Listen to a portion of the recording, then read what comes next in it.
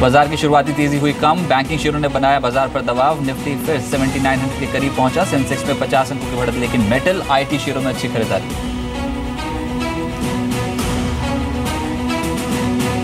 नोटबंदी पर से घटेंगी ब्याज दरें, वित्त मंत्री अरुण जेटली ने कहा डिपॉजिट बढ़ने से ब्याज दरें घटने की संभावना ज्यादा, प्रोजेक्ट लोन में भी आएगी तेजी।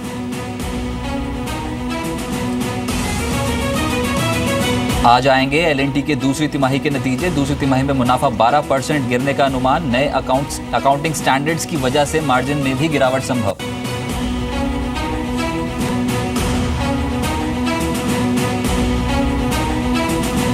सिंगापुर जीआरएम्स में निचले स्तरों से रिकवरी, क्वार्टर 2 में $5.1 प्रति बैरल के मुकाबले जीआरएम $7.8 प्रति barrel. RIL, MRPL, IOC, BPCL, HPCL जैसी भारतीय कंपनियों के लिए पॉजिटिव खबर।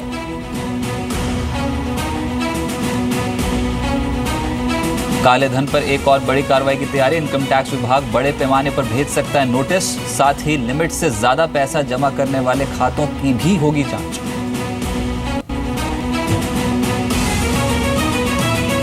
नोट बैन पर प्रधानमंत्री मोदी ने लोगों से 10 सवाल पर मांगी राय, पूछा क्या काले धन और भ्रष्टाचार से लड़ना जरूरी, एटीएम पर लाइन से हैं परेशान, नरेंद्र मोदी ऐप पर दे सकते हैं जवाब।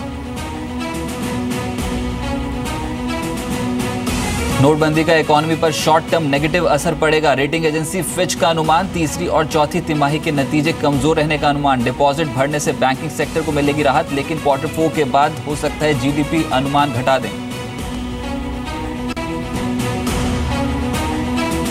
नोट बैन पर हंगामे के बाद लोकसभा कल तक के लिए स्थगित, विपक्ष प्रधानमंत्री मोदी के बयान की मांग पर अड़ा, वित्त मंत्री अरुण जेटली ने कहा सरकार चर्चा के लिए तैयार। क्रूड कीमतों में तेजी जारी, WTI और ब्रेंट क्रूड का भाव करीब 1% बढ़ा, गोल्डमैन सैक्स के मुताबिक 30 नवंबर को ओपेक की बैठक में उत्पादन घटाने पर बन सकती है सहमति।